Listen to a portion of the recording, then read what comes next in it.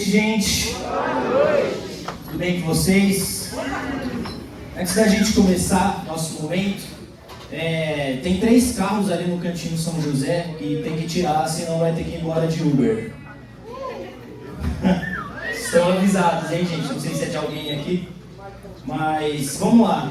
Como disseram, meu nome é Gabriel, para quem não sabe. Oi, Gabriel! Mas todos os meus fãs me conhecem como Cuenca. Achei que ia rolar um oi, Cuenca. Aí, todo mundo é meu fã, então. Tenho 25 anos. Só isso! Atualmente eu sou do Ministério de Cura e Libertação. Também do Ministério de Pregação, obviamente. E para mim é uma alegria muito grande estar aqui, justamente nesse dia, que para mim é um marco muito especial na minha caminhada com Deus. Mas antes de eu explicar o porquê, você vai olhar para essa bênção que está aí do teu lado e vai dizer assim: irmão, se prepara, porque hoje é só pedrada. Amém. Como eu disse, hoje é um dia muito importante na minha caminhada com Deus. Porque hoje é o último final de semana de abril de 2024. E no último final de semana de abril de 2014, há 10 anos atrás, eu tive a minha primeira experiência com Deus. Quem aqui fez o Ignis? Levanta a mão. Naquela época foi no Ignis também, mas ainda não chamava Ignis, era primeiro anúncio. E para mim é uma grande alegria Deus ter preparado justamente essa data para que eu estivesse aqui pregando para vocês. Vejo algumas pessoas assim que estiveram comigo e são muito importantes na minha caminhada desde essa época. O Maxirei, que veio aqui, tá lá no fundo, escondido. O Pedrão também, que é mais ou menos dessa época. Para mim é uma alegria muito grande estar aqui exatamente nessa data. E naquela ocasião, assim, eu lembro, foi no momento de abraço, né, com Jesus. Não vou dar muito spoiler para vocês fazerem ano que vem, mas foi no momento de abraço com Jesus. E naquele momento eu nunca tinha vivido nada com Deus, nunca tinha tido nenhuma experiência com Deus. Mas eu olhei assim para dentro do meu coração e falei: Deus, não sei se é você, mas se é você que está aqui comigo, me dá um sinal. E naquela hora assim, uma pessoa passou a mão na minha cabeça e eu falei: mas o que é isso? Aí a hora que eu abri o olho, era um cara vestido de Jesus. Eu falei: então é isso, né? Então é isso. Então desde esse momento eu comecei a minha caminhada com Deus. E como a Júlia falava no final de semana passado, esse foi um marco para que eu começasse a ter um relacionamento e dar passos com Deus, dar passos com Jesus. E muitas coisas aconteceram na minha vida ao longo desses 10 anos para que eu pudesse estar aqui hoje pregando para vocês. No começo da minha caminhada eu vivi muitas graças, vivi muitas bênçãos de Deus na minha vida. Eu vi minhas irmãs entrando para o grupo de oração, a Natália, que deve estar por aí. Eu vi a vida sendo transformada através do grupo de oração. Eu vi muitas coisas acontecerem aqui dentro. Só que num determinado momento da minha vida, a minha oração eu já não sentia mais aquilo que eu sentia antes. Os arrepios, os choros. Já não sentia mais aquele ardor que eu sentia quando eu estava começando a caminhar. E foi logo quando eu comecei a entrar na faculdade. Eu fazia estágio, fazia faculdade à noite. E as preocupações do meu dia a dia começaram a tomar conta do meu coração. E eu já falava para Deus: Deus, amanhã eu rezo, amanhã eu falo com você, amanhã a gente conversa. E o amanhã vinha e eu deixava para amanhã de novo, deixava para amanhã de novo. E chegou um determinado momento que eu já não rezava mais, já não via mais sentido nas coisas que eu fazia dentro do grupo de oração, já não tinha mais vontade de vir ao grupo de oração, e foi quando eu saí do grupo. E quando eu saí do grupo, assim, foi um momento um pouco difícil, porque eu comecei a me sentir muito sozinho. Porque eu tinha muitos amigos aqui no grupo, e eu comecei a me sentir muito sozinho quando eu saí. E eu vivi muitas coisas que hoje eu não me orgulho de ter vivido quando eu estava fora da vida com Deus. Ainda mais hoje, servindo ao Senhor de novo, eu não me orgulho de muitas coisas que eu fiz na minha vida nesse período. Mas o Senhor permitiu que eu vivesse todas essas coisas para que hoje eu pudesse estar aqui pregando para vocês. E eu quis contar um pouquinho da minha história, para que vocês entendam que não é só na vida dos grandes santos, não é só na Bíblia, que você vai ver batalhas espirituais, que você vai ver cansaço acontecendo sobre os discípulos, sobre a vida dos santos, que as coisas vão acontecer para que as pessoas desistam de caminhar com Deus. É na vida de todo mundo que se decide por Deus, na vida de todo mundo que resolve caminhar com Deus. Você pode perguntar para qualquer servo que está aqui, ele vai te falar a mesma coisa. Que tiveram momentos que ele veio aqui mais por obrigação do que por amor. Mas isso sustentou o chamado deles, para que Deus movesse o amor novamente na vida deles. E quando eu voltei para o grupo, eu lembro que eu estava me sentindo muito sozinho. Ajoelhei na cama, falei, Deus, não sei se você está aí, mas se você quiser, eu te dou meu coração mais uma vez. E aqui correu de novo. E agora, falando um pouco mais sobre a nossa pregação, eu convido vocês a pegarem a palavra de Deus lá em Mateus, capítulo 14, versículo 22. Gente, essa é fácil, hein? Mateus.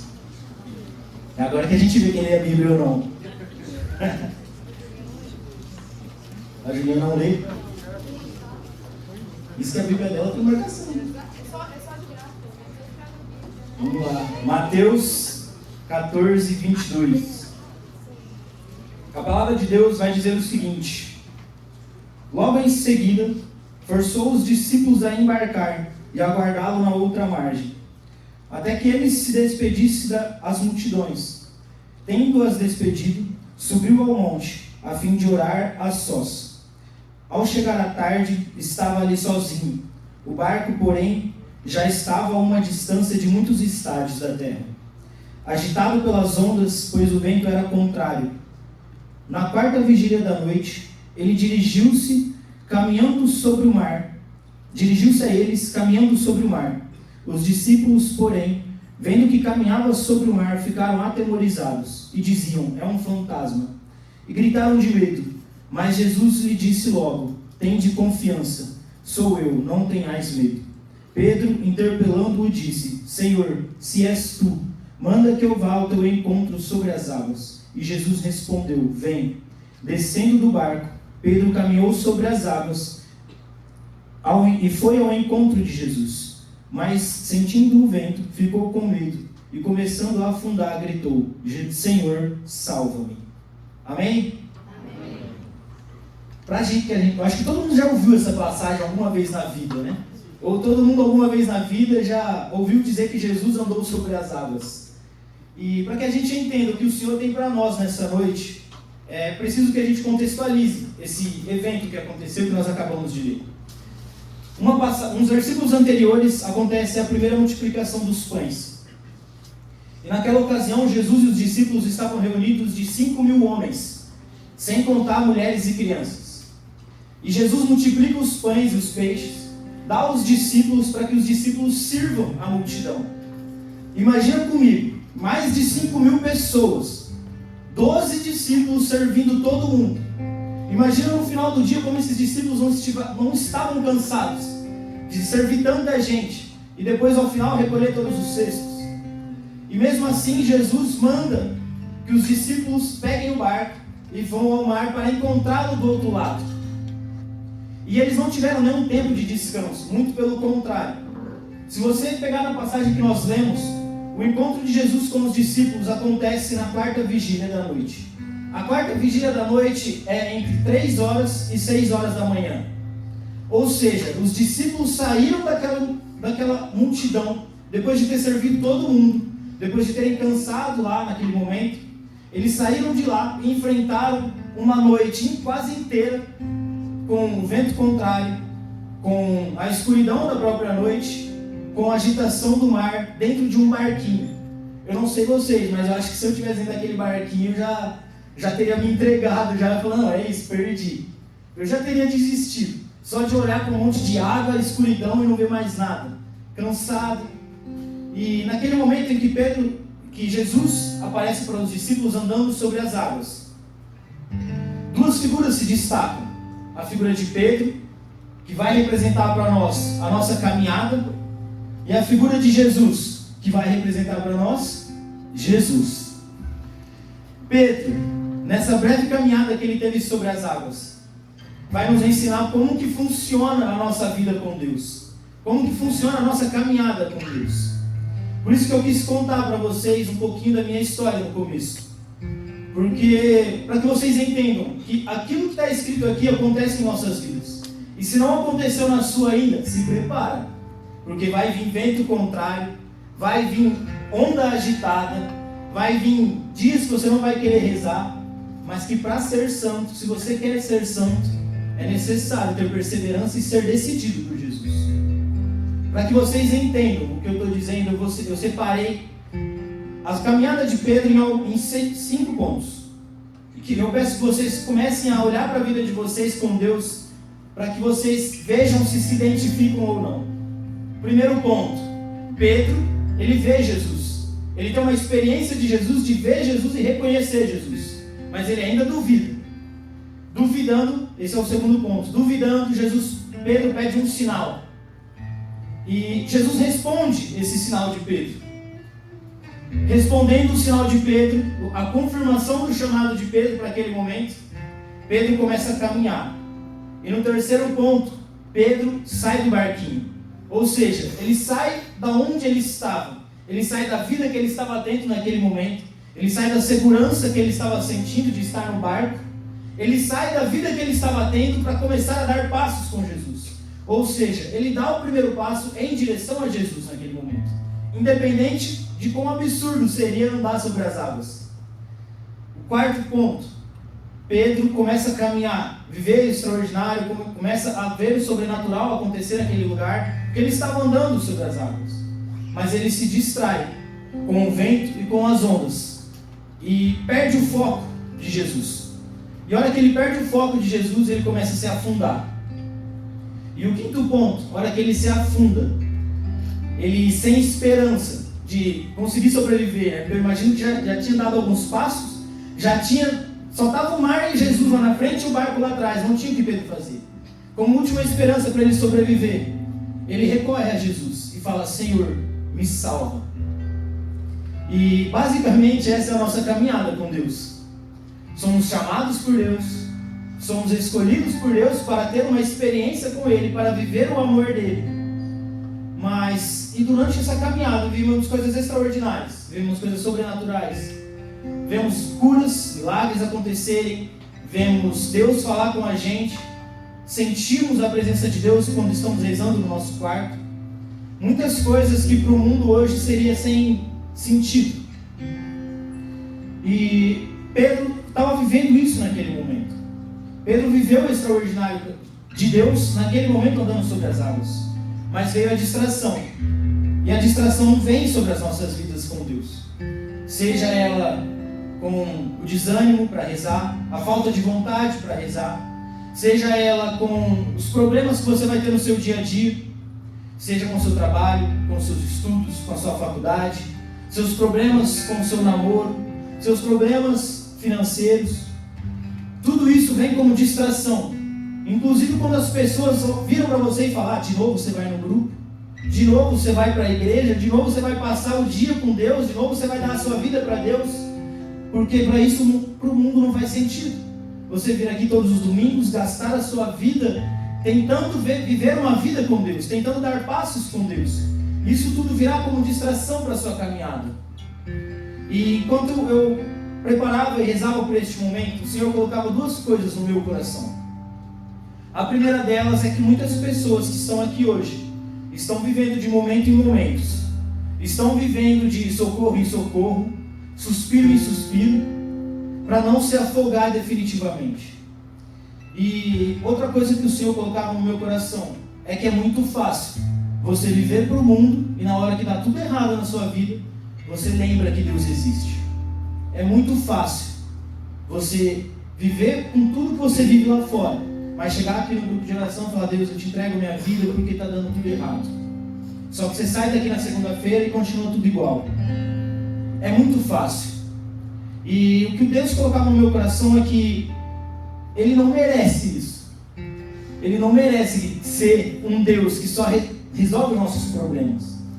Se Ele te chamou, se Ele te escolheu e permitiu que você se encontrasse com Ele alguma vez, é para que você também viva o sobrenatural, para que você também ande sobre as águas, para que você também veja a graça de Deus acontecer na sua vida. É para que você também experimente tudo que Deus tem ainda para a sua vida, para a sua caminhada. E enquanto eu pensava sobre essa pregação, muitas coisas vinham ao meu coração no sentido: Deus, Logo eu vou pregar sobre decisão e perseverança. Eu que já saí do grupo, já pensei em sair mais 1 milhão de vezes. E Deus colocava no meu coração que é justamente por isso que eu estou aqui hoje. E a minha queda, eu ter afundado, fez eu perceber que para ser santo tem que ter uma decisão. Que para ser santo não é só quando você está se sentindo bem, quando você está se sentindo alegre, é na dificuldade que você vai provar a sua fidelidade com Deus. É que você vai provar a sua perseverança, é que você vai provar que você realmente quer buscar a santidade. A nossa igreja é a igreja dos santos. E como eu falei, santos é aquele que não desiste de viver e buscar a Deus. E eu não sei se você sabe, mas o nosso grupo de oração, Fogo do Alto, tem uma profecia sobre o nosso grupo. De que nosso grupo de oração será fábricas de santos. Ou seja, nosso grupo de oração será fábrica de pessoas que não desistem de lutar por viver aquilo que Deus pede para que vivamos. Nosso grupo de oração é um lugar de pessoas que não desistem de buscar a Deus, de viver com Deus, independente do que acontecer. Independente se você não tiver vontade de rezar, independente se você pensar em desistir por conta da sua vida pessoal que está difícil, do seu trabalho que está complicado, independente de qualquer coisa. O Fogo do Alto é um lugar a quem Deus prometeu que seria fábrica de pessoas que não desistem de caminhar e buscar a santidade. E olhando um pouco para a vida de Jesus agora, nesse momento. Jesus, ele andou sobre as águas. Ele saiu de uma margem, foi até o meio do mar onde os discípulos estavam. Porque a palavra vai dizer que eles já estavam muitos estádios de distância da terra. Imagina o tanto que Jesus não caminhou sobre as águas. E principalmente no Antigo Testamento, as águas do mar vão representar o caos e o mal que existem sobre a vida do homem. Justamente pela sua agitação, por ser meio fora de controle às vezes. Quantas ondas assim no mar a gente não vê que invade casa, essas coisas. E justamente por isso que as ondas do mar, as águas do mar eram vistas como símbolo do mal e do caos que existe na nossa caminhada. E Jesus estava andando sobre as águas do mar. Ou seja, Jesus, com essa passagem, nos mostra que Ele está acima de qualquer problema que nós tenhamos, de qualquer dificuldade que tenhamos de caminhar, de qualquer falta de vontade de rezar. Jesus ainda é maior que isso. Jesus ainda é o Senhor disso tudo. Porque Jesus, Ele caminha sobre as águas, mas Ele nos diz também que se nós quisermos caminhar sobre as águas, se nós quisermos sermos santos, e se nós quisermos continuar no caminho dele, é só olhando para ele que nós iremos conseguir. Porque por nós afundaríamos como Pedro afundou. Somos muito fáceis de sermos distraídos.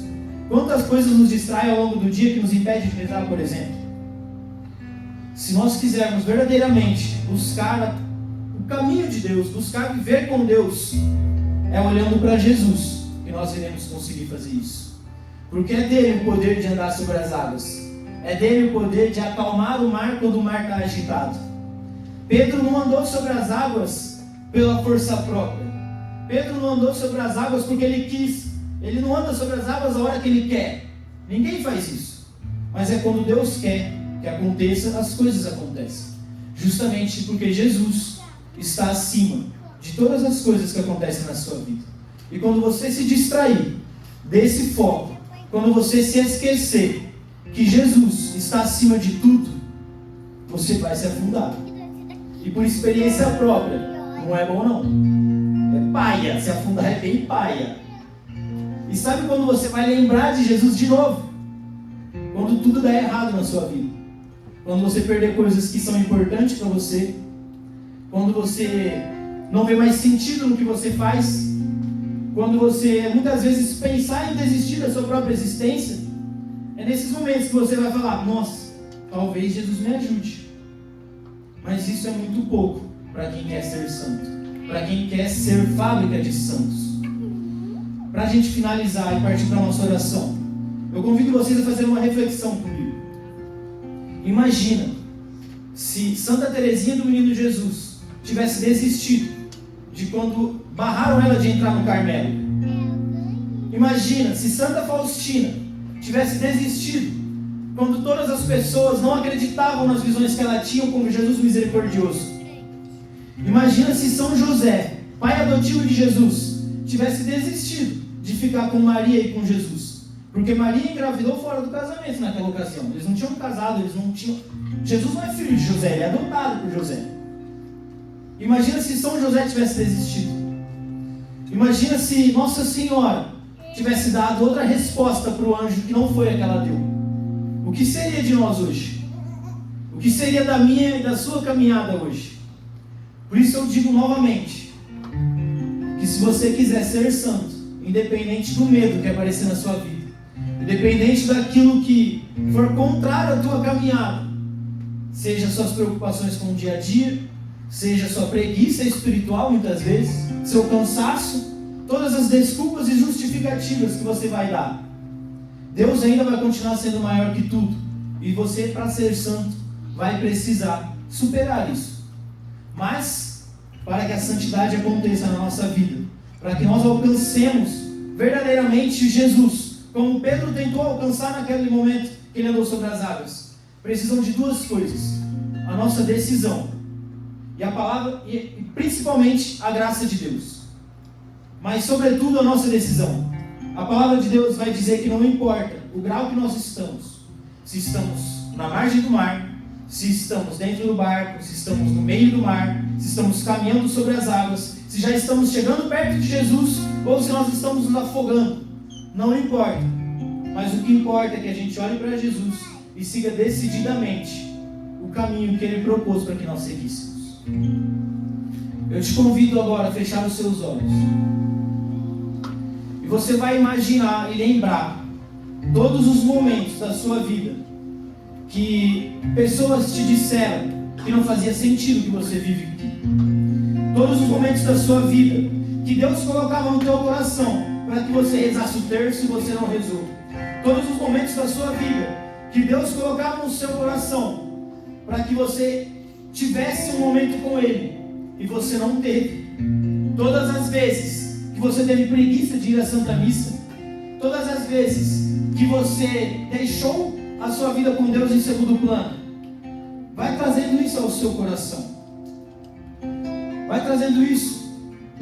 E se for da tua vontade, se você quiser hoje ter uma decisão decidida por Jesus e entregar tudo isso que você pensou, tudo isso que você trouxe ao seu coração, se você quiser colocar aos pés de Jesus e voltar os seus olhos para Jesus novamente, eu te convido a ficar de pé nesse momento.